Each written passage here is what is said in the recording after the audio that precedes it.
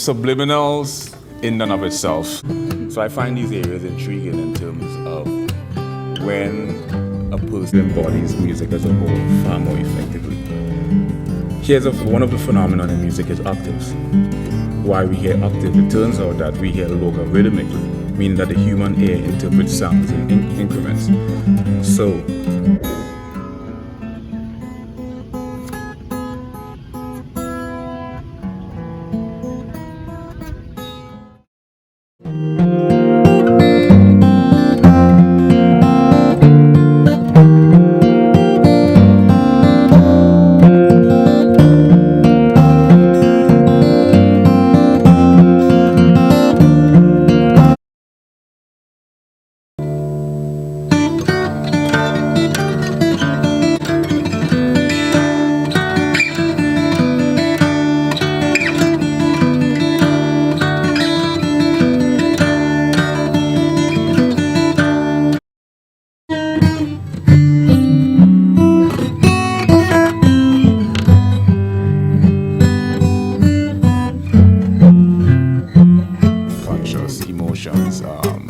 personality and motivation, goals and drive.